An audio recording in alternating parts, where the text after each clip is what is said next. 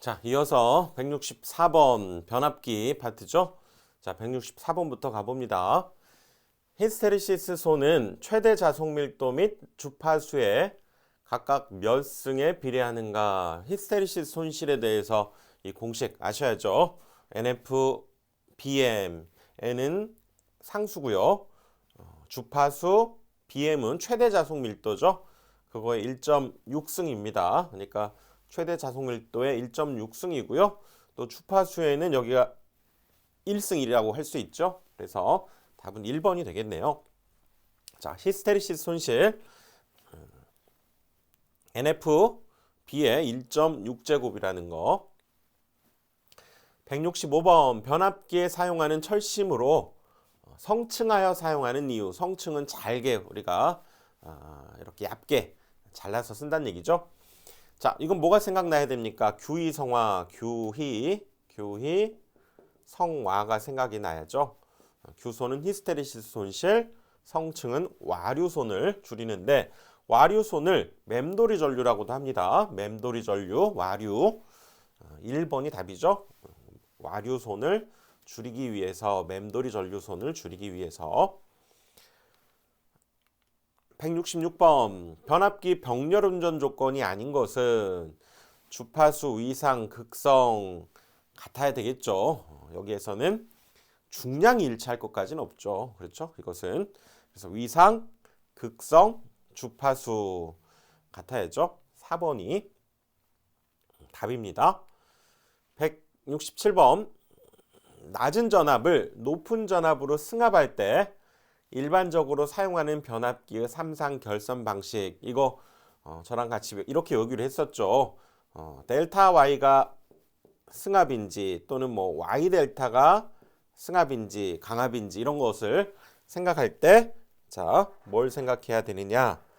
여기에서는 그러니까 YY나 델타 델타는 의미가 없죠. 기본적으로 Y나 델타, Y 델타, 델타 Y 이런 형태가 승합을 하거나 강합을 하는데 이렇게 오자고 그랬죠. 여기 이렇게 하면 얘는 승합 이렇게 만들어낼 수가 있습니다. 승합. 얘는 강합 이렇게 만들어낼 수가 있죠. 아, 그러면은 승합할 때는 Y 델타를 써야 되겠구나. 승합할 때는 Y 델타를 써야 되겠구나. 2번이 답이 되는 거죠. 2번. 자, 이렇게 외워보십시오. 안 잊어버립니다. 자,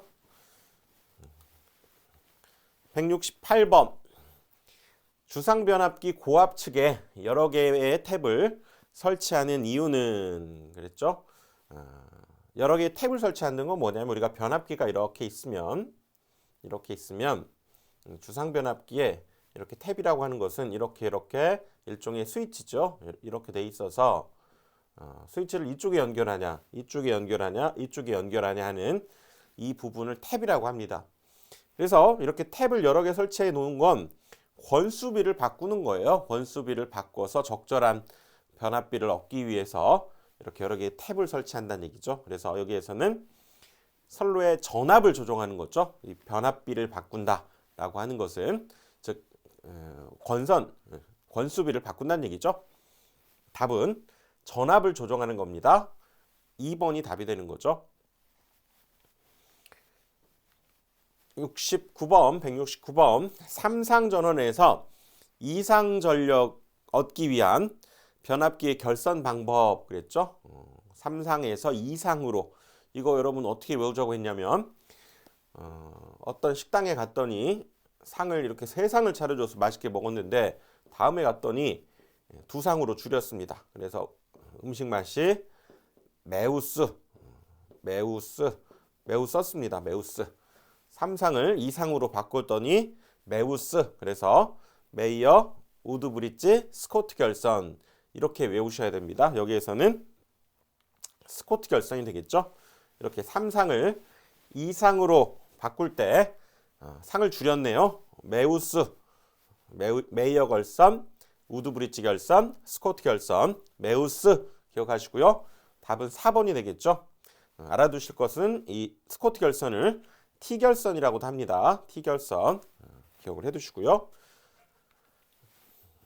170번 부홀지 계전기의 설치 위치로 가장 적당한 것 자, 부울즈 계전기 이거였죠. 유증기를 검출하는 거였죠.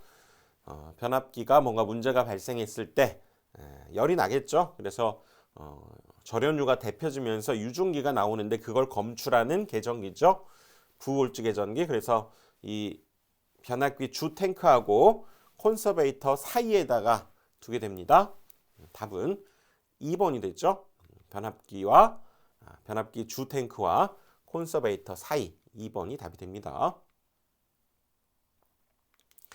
171번 다음 중 변압기 온도 상승 시험으로 가장 널리 사용되는 것. 자, 변압기 온도 상승.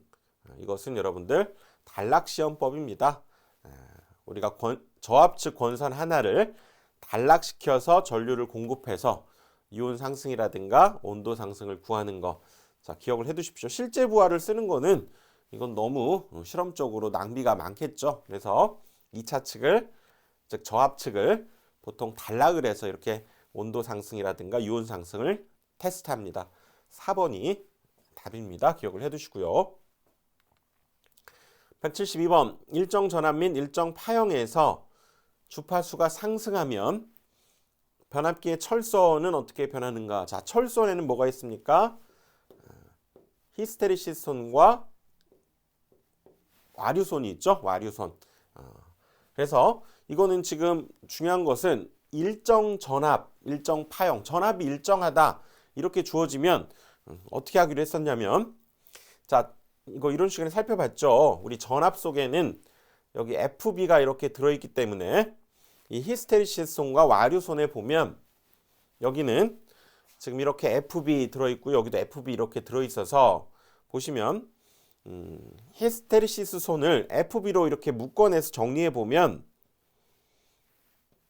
여기 주파수 F가 분모에 오게 돼요. 그래서 E가 일정하게 되면 주파수에 반비례한다 그랬고, 원칙은 뭡니까? 주파수에 비례하죠. 근데 전압이 일정하다라고 하는 조건이 주어지면 주파수에 반비례하고, 마찬가지로 와류손도 동일한 방식에 의해서, 이건 이론 시간에 우리가 살펴봤어요. 그래서 동일한 방식으로 FB로 이렇게 묶어서 그걸 전압으로 우리가 판단해 보면 전압이 일정하면 얘는 주파수에 무관했죠.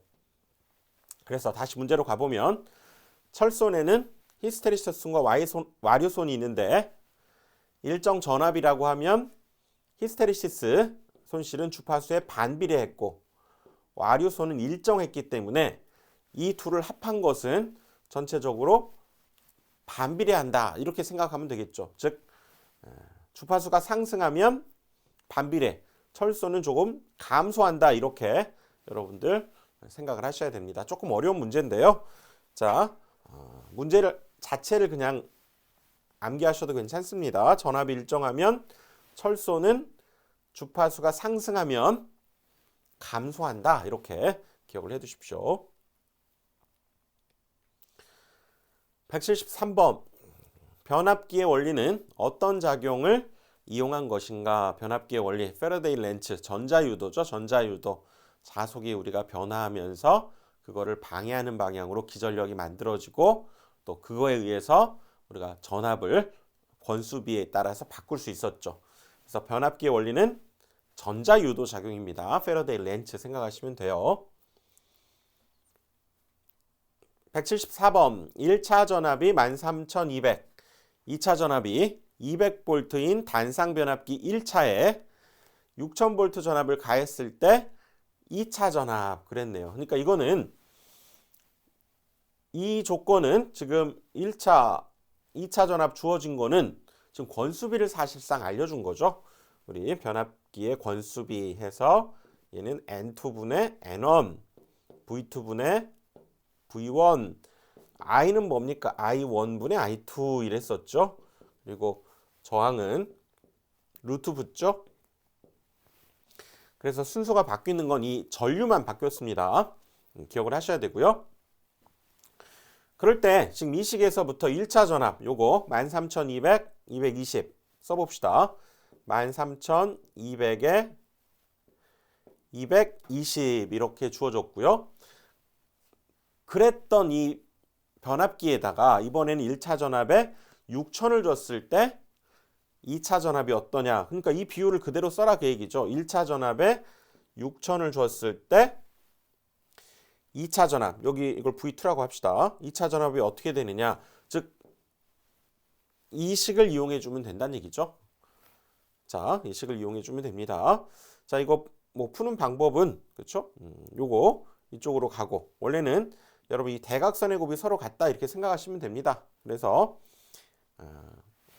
요거 우리가 A분의 B는 C분의 D와 같다 그러면 이걸 분수식을 우리가 풀어버릴 때에는 이 대각선의 곱이 서로 같다 이걸 이용하시면 됩니다. 그래서 BC는 AD다. 그래서 예를 들어서 C를 구하려면 최종적으로 이렇게 B로 나눠주면 되는 거죠. 그러니까 여기에서도 여러분 푸신다면 얘랑 곱한 13,200 곱하기 V2 한 것이 이렇게 6,000 곱하기 220 이런 뒤에 최종적으로 요거 나눠주면 되겠죠. 여기 13,200 뭐 이런 식으로 여러분들 계산해 주시면 V2가 얻어지죠.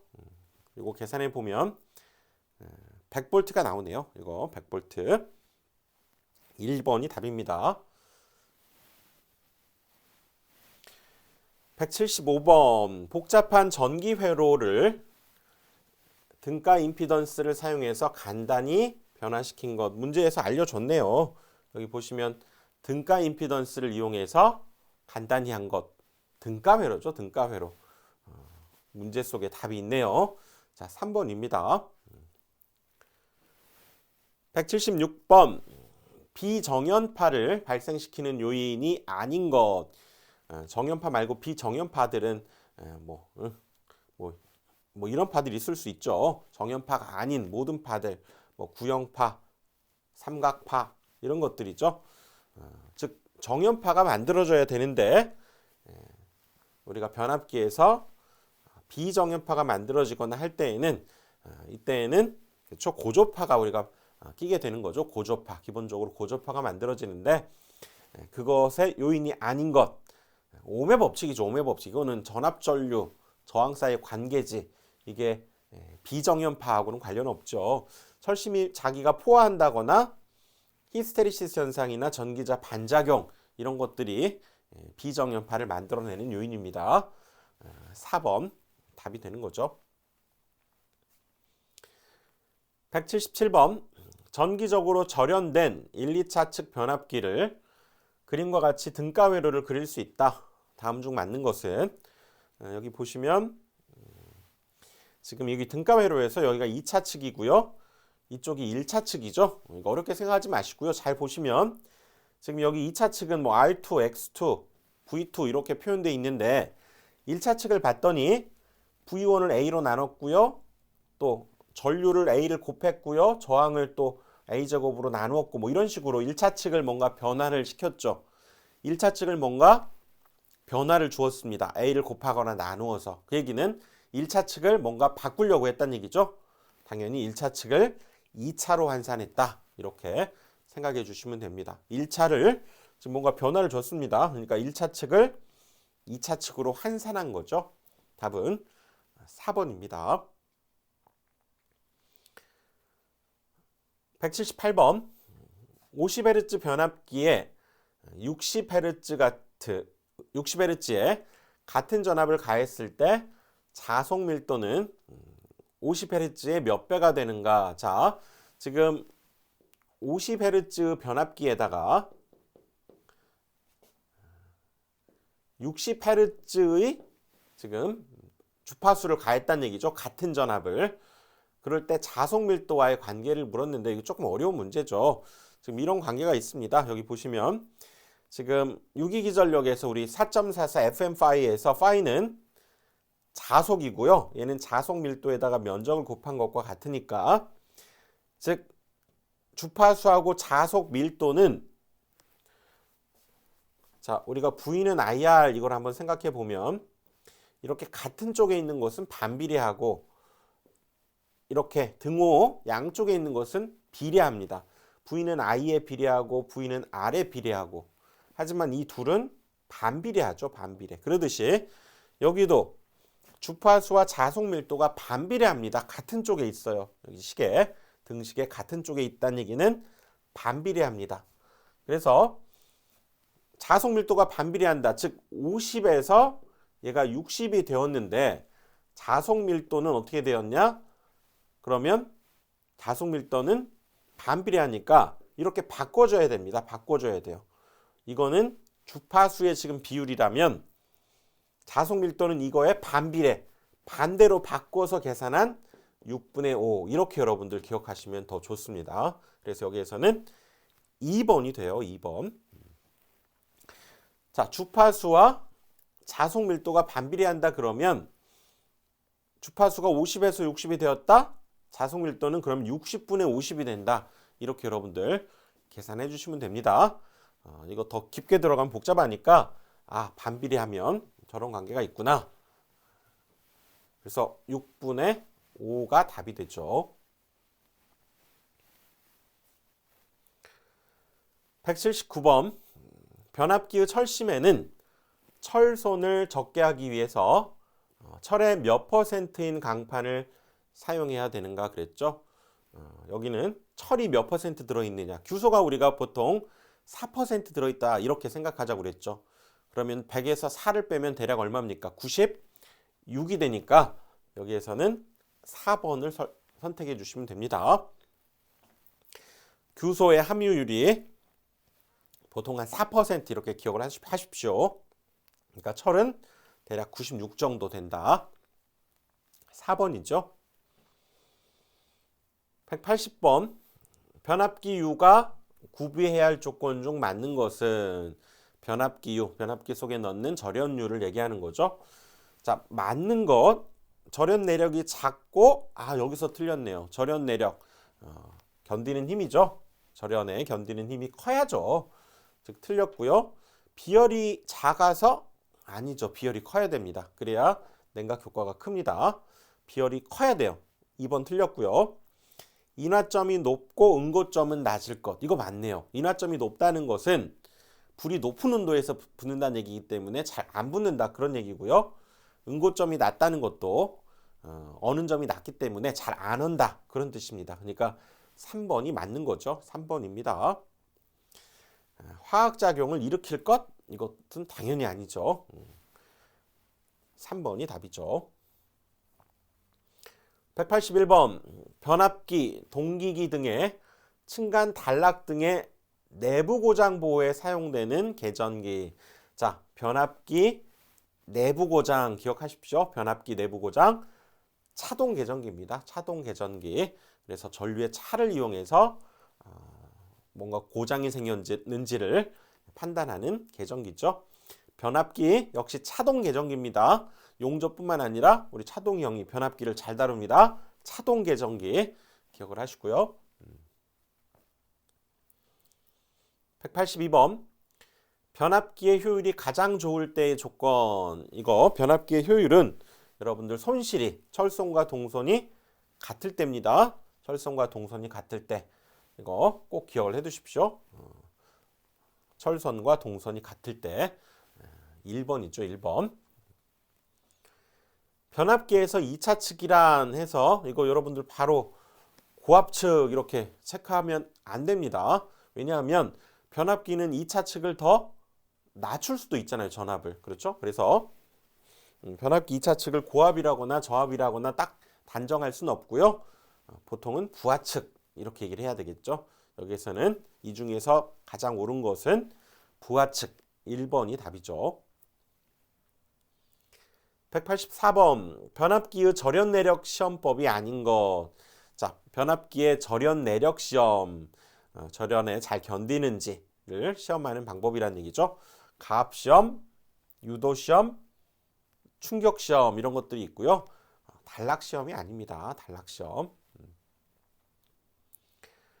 185번 변압기의 열화 방지와 관계가 가장 먼 것은, 열화라고 하는 것은 화학적, 물리적 이런 어떤 충격이라든가 반응에 의해서 어떤 절연 성능 이런 것들이 성능이 감퇴하는 그런 것을 우리가 열화라고 합니다.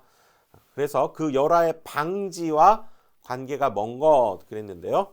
브리더, 콘서베이터, 불확실성 질소 있는데요. 여기에서는 부싱이 변압기 U의 열화 방지와는 관련이 없죠. 부싱은 변압기로부터 전원을 연결할 때 그 부분 부드럽게 하기 위해서 사용하는 거죠. 부싱이 변압기 U와는 변압기 기름과는 관련 없습니다. 나머지는 기억해 두시고요. 186번 변압기에서 V결선의 이용률 잘 나옵니다. 그래서 이용률이 0.866이고요. 0.577이 얘가 이용률, 요것이 뭐였죠? 출력비죠. 출력비. 0.577이 출력비입니다. 이용률이 0.866, 출력비가 0.577 잘 나오니까요. 기억해 두십시오. 여기서는 3번입니다.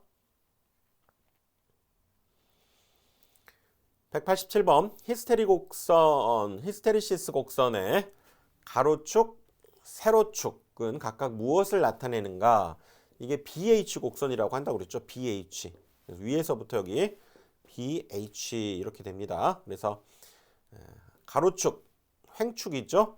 얘는 자기의 색이 또는 자기장의 색이고 B는 자속밀도죠. 자속밀도. 그러니까 자기장의 색이 자속밀도 2번이 답입니다. 2번이 답이죠. 자, 히스테리시스 곡선 BH 곡선입니다. 위에서부터 BH.